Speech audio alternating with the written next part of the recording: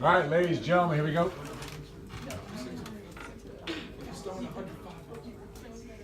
Gentlemen.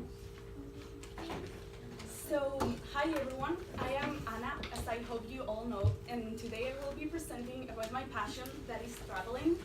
And I would like to ask you a really easy question. What is traveling to you? To me, it is not only going from one place to another. To me, traveling has become like a lifestyle. Well, I'm an exchange student, so it has obviously become a lifestyle. And it means a lot more than just going to a place and visiting. It's much more than a summer resort. It's taking the culture from one place and putting it in your own soul. So go ahead and play the video in the next slide. That's not a really good ad, but I'm not good with technology. I'm really not. So.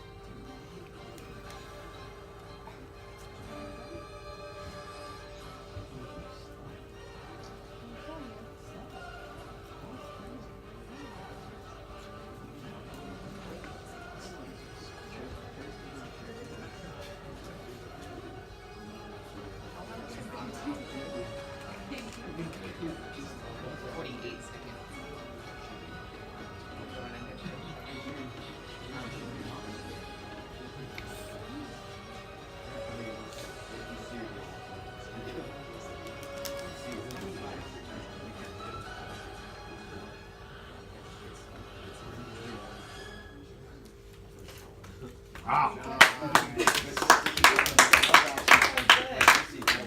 So if you go to the next slide, I will start telling you how traveling changes your body, not only your mind.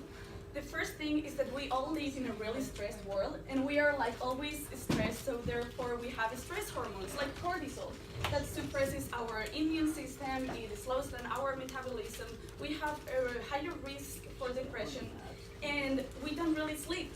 So we get rid of that sensation of that and that stress hormone, and we start producing two more neurotransmitters that are serotonin and dopamine. These two neurotransmitters basically make you relax, make you feel pleasure, and make you be a lot happier and make you have like the wellness that you're looking for in your life. So as your body changes, your mind does too, and that's why you're much more open to new perspectives when you're traveling. So I will start telling you why I love traveling so much. So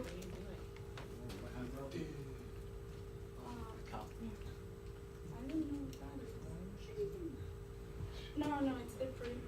Okay. So I will start telling you why traveling is my passion and why I like it so much.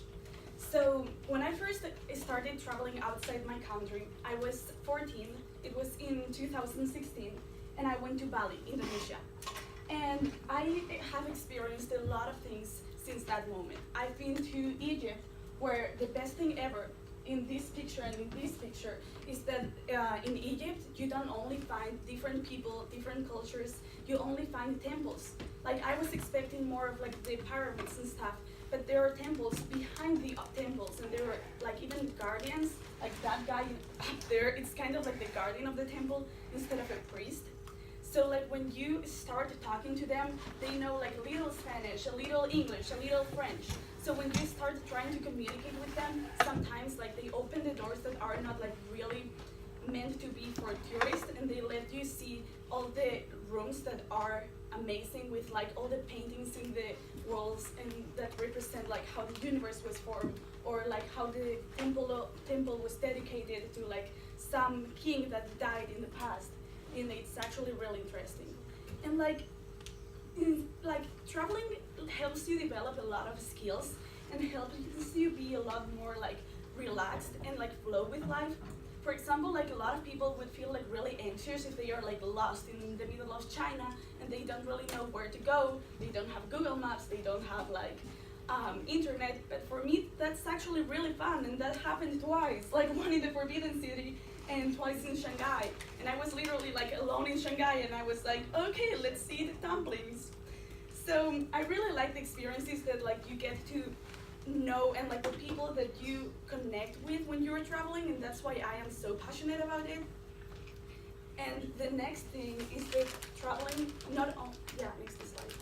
Not only teaches you about the people, it also teaches you about other cultures, about other religions, and other perspectives in general. For example, this first trip when I went to Bali, Indonesia, I was really surprised. Like, I loved the country.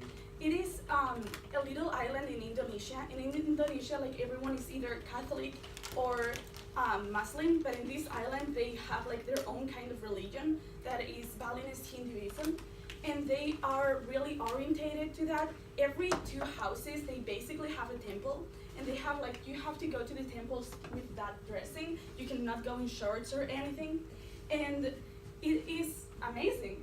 And like the way in which the religion affects different cultures, you cannot even believe it until you see that. For example, like here, we are used to like more of like the Western religions and the capitalism, but up there, that does not exist.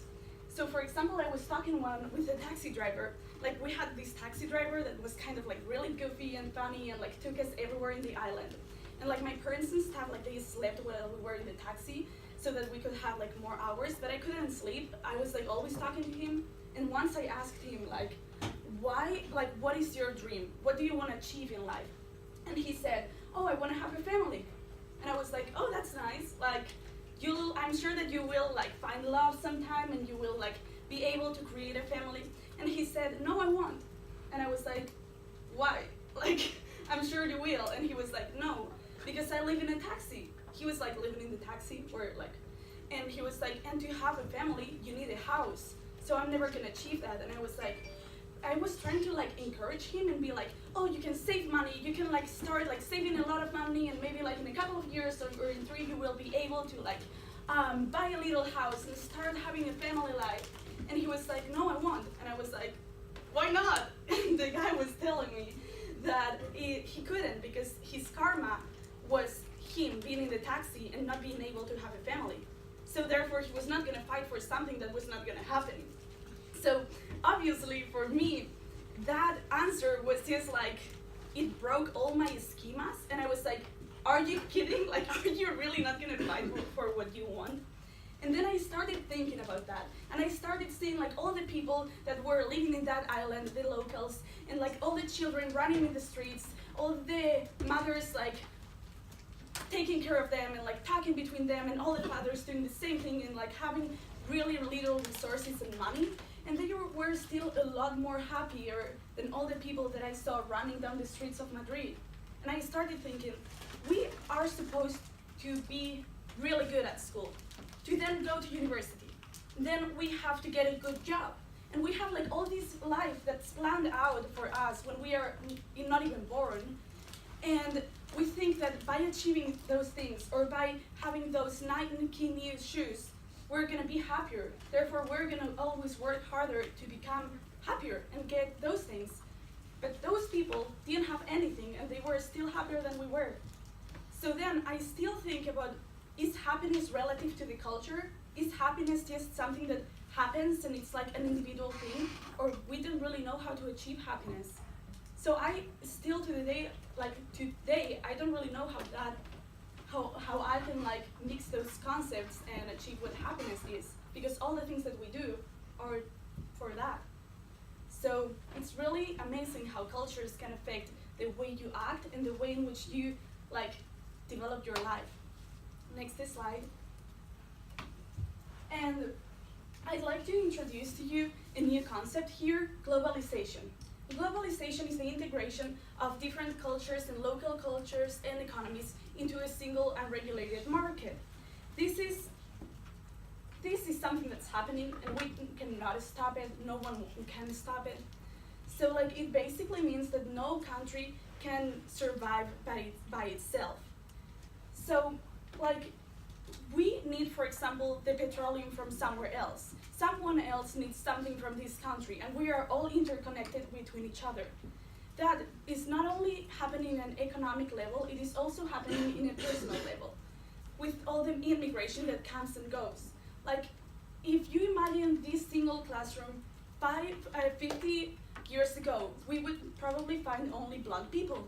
But guess what? We are not. Like, there are really different people here that come from different places. And especially like in places, America is more of like an immigrant place, kind of country. But like in other countries where actually, for example, in Iceland, there are only blonde people because there is no immigration. And like the people of their own culture also share like physical characteristics, but now you go everywhere and you find a little of everything. That means that we are integrated into an like culture. So even though you're not going abroad, even though you maybe don't even want to like see how culture is in other countries, your own country, your own local environment is changing because new people are coming. And with those new people, the culture, the music, the burritos that we are eating, all of those things are changing and will still be changing. So if you don't really want, there are a lot of people that don't understand where all those people come from or why all these immigration movements are happening. But if you don't go abroad and you don't understand where they come from, how they were raised and how their minds work, you're never gonna understand why they are doing things, how your society and your culture is changing. So you're gonna be left apart because you're not gonna understand, and that's how racism and intolerance are formed. So, next slide. Now for the interactive kind of part, for the demonstration, I have not prepared a video because I actually think that they are kind of boring. So I decided that I was gonna use my own experience to demonstrate to you how, like, even in the Western countries, cultures can differ a lot from each other. So I'm doing like the differences between Spain and the United States. So next slide, if we can. Some of the like the difference that I found when I just like came here was like how you say hi. Like people, you hear that, you know, here that like back in Europe, like we give the 2 kisses. I didn't know that you didn't do that in here. So when I came here and like I saw my host family, I was like not with this host family at the beginning, I was like in other family. So I gave them 2 kisses and they were like, wait, what?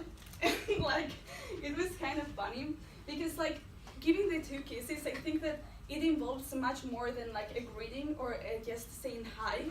It's more of like, it expresses how people interact with each other in a country.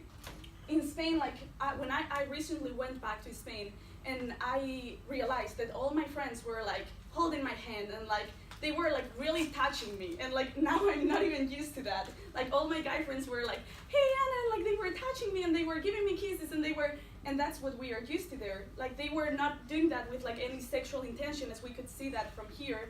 It is just how we are. It's a way of saying, hey, I missed you. Hey, I care about you. So I really like that, and I really miss that from Spain. And like even here, like imagine, have you never been with a friend? Like you're like watching a movie with a friend, and you like really like that friend, like as a friend, and you're like, oh my gosh, like I really want to say like how much I like this friend. So instead of doing that, I just like give a kiss to that friend, and I did that once here. And the girl was like, hey, I am straight, and I was like, so I am. And that was kind of weird. So that's one of the cultural differences that I find. If you can go ahead and like move to the other slide. The way in which we hang out. In Spain, we basically have a really strict school system, so we don't have any kind of time for sports or anything, but we are really social, so all the free time that we have, we use that for like hanging out and like meeting new people. In here, you basically ask, oh, and what sport do you do? And like, I don't do anything. Like, I hang out, that's like my thing. So like, even the way in which we hang out is really different. Like here, a lot of people ask me like, hey, do you want to come over and like watch a movie? And I'm like, sure, let's watch a movie. In silent, the 2 of us, why not? And like back in Spain, I think that it's more fun. Like even when I went the other week to Spain, my friends were like, oh, let's hang out. And we went to a really busy street. And my friends that are really musical and stuff, I am really not. I wish I was, but I'm not. It's like started playing the guitars in the middle of the busy street, and they got like $60 plus a lot of fun. And that is really fun. Like we go to parks and we hang out, And when I went back to Spain now, I was like, why are you even do this? Like, it's cold outside. Like, don't do that. Go home. And it is a really cool cultural difference. And play the next slide. And other thing is politeness. In Spain, I think that we are much more like direct and like non-polite and honest. You might have seen that in me sometimes. So like once I was here, like at the beginning, and my host family were like, hey Anna, would you like to do the dishes? And I was like, no, and I went back to my room. I didn't really realize that would you like to do the dishes was a polite form of saying, Anna, do the dishes. Because I'm used to my mother screaming and yelling at me like, Anna, clean up your cave. And like, if no one screams or yells to me, I don't really know that they are asking me something. So at the beginning, my host family was like really mad because I didn't do anything, but I thought that they were asking me if I wanted to. And it was not like that. Or like even, I think that in general, you see like a lot of like politeness here. Even like in Spain, like if I feel like trash here one day, no one tells me like, hey Anna, you look like trash. Like no one does. And that's really surprising to me. Like in Spain, all my friends would laugh at me. But like, that is not really rude. That's because you look like trash. I mean. If I walked in, you guys would. Next slide. No. We like that. We can help. Thank you. So other part, it's schooling is really different. We don't have any kind of electives, and school is a lot more difficult. Because we have like from 10 to 13 subjects, and we cannot choose the level. It's like here you can choose like AP Lang or like CP English, and then you can like have AP Psych or Social Psych or whatever. And in Spain it's no, AP or AP, and like you get there like 10 APs, go. And like you have to study a lot more, and as we have to study a lot and we are really loud people in Spain and we are like really friendly, then we go to a class and we just start like talking and yelling, and we don't really care about what the teacher is saying because we study at home. So then the teachers start yelling back to us.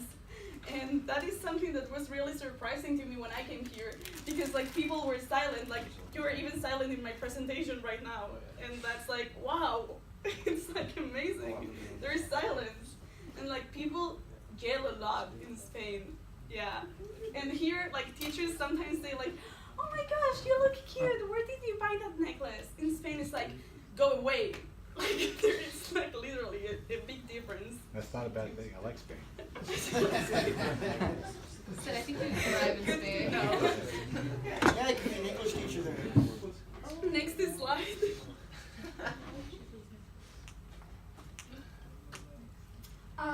Church. A lot of people think that back in Spain, as we are supposed to be Catholic, we are really into religion. Honestly, we are not. Like, no one is. Like, I don't know any of my friends that go to church. The only people who go to church are like old people. And when I came here, like I didn't even like realize that like people of our age could want to go to church. So when I came here and I saw like the big youth group in Bayside, I was like, whoa. And the thing is that these people are having fun. Because like even compare the structure. Like you go to a Catholic church and you're like, and you silent, like the whole time. And it is another way of seeing things, and I think that it's a lot more spiritual than what you can learn in here. But here, it is actually fun. Like, have you gone to Bayside? Like, they start singing, and like the Christmas service is like a rock concert. I mean, that is a lot more appealing to like people than having to be silent all the time. So I actually think that this is a lot better because they know how to present religion in another way, not like as a thing that's gonna like take out your rights or anything, something just that's gonna like let you develop in other way. So that's the difference that I was thinking that could be cool. And then this is something that I don't understand now. So here at the left, there's like a friend of mine, like we don't have dress codes in Spain, and like we dress a lot more like we dress up even to go to school. And like here, there are people who go like in pajamas to school, and like I'm cool with that. I mean, like I understand that you like want to be comfy and stuff with like Crocs and pajamas. Hi, Dad. What I get that you want to be comfy. It's your decision. What I do not get is the girls that have like fake eyelashes and like 3 like makeup layers, and then they are in pajamas. And they are like, oh, I just woke up. No, you didn't. I mean, I love your school you didn't. And in Spain, like we basically, like we dress up a lot more, but we don't wear any makeup. Like now I started like wearing more because like everyone does, but like we don't usually like get involved with makeup because this is the reasoning. If you need makeup, you're ugly. So therefore you don't. I am not kidding. That's like why people don't use makeup as much. It's like if you need the makeup, you are ugly, and that's why you better not use makeup because you're demonstrating that you're ugly. But here, I like it. Like I have a little mascara, and you know that's pretty cool. The last difference that I find is between how teenagers interact with each other and how couples work.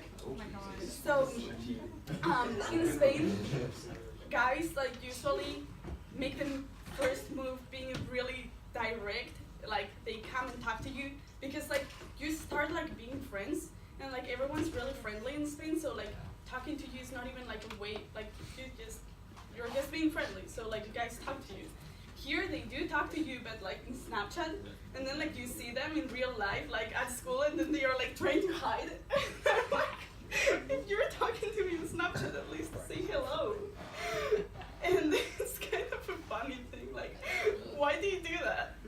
But it's all good. And then in Spain, like here, what I really don't like, no, is that a lot of people cheat. I mean, I go to the car with my girlfriends, they tell me every single day that someone has cheated on someone. And I'm like, whoa, they are liars. What? They're- High school kids? I mean, it is impressive how people cheat so much. It is really sad. And in Spain, like I am not used to that. People do not cheat because like one of our core values is honesty. That's why they tell you that you look like a trash can. So like, they don't cheat. And like people in Spain are like really open, so like there are a lot of open relationships. Like all the relationships that I see, like the real like couple relationships that I see, they are like completely in love with each other. Like they have started as friends and then they've like continued with that and then they are like really in love. They live for each other. It's like this romantic thing. And I love that, but there are really few of those. Then the other people have open relationships and they say to each other like, hey, I'm gonna do whatever I want to, but if you wanna like be my friend with something else, we can do that. So like people are like communicative, so like they kind of like agree on what they are gonna do instead of cheating or lying. And I think that it's kind of more healthy because honestly, if you are cheating on someone that you have been like several months with, like you should respect a person a little more. Like you could really hurt that person's feelings. So I think that it's awful, like personally, and like even like people that tell you like basically, do you want to do something, and you are like, no, you have a girlfriend. They are like, go ahead, like who cares? I do, like, no, like that is bad. That's not like no, it's not a good attitude, not towards you or your girlfriend or no one. So that's my opinion. And then this was. And I finally want to finish in here, but I also want to say that as my experience of being an exchange student has had a lot of troubles at the beginning, because I was in other school, I had to change my family and everything. Oops. When I came here, like I just want to say like kind of thank you, because like every time that I come to this class or to other class, and sometimes I'm feeling homesick because I have to like, I am an exchange student, and even though this is really fun, it's a really fun experience, and I'm like learning a lot about other culture and other people, and I am being independent for the first time ever. Also, sometimes you feel that you're lonely because you don't have your friends, you don't have your family, and you have to adapt to a totally different environment. So when I come to this class and I start laughing, like all those laughs and little conversations that we have, or even like the people who like maybe take me to school, I really, really appreciate those things a lot more than what you can ever imagine, because those days in which I am feeling like really sad and homesick, I know that there are people that like are there for me and can make me smile. So I just wanted to say thank you, like, and this is all I have. Aw.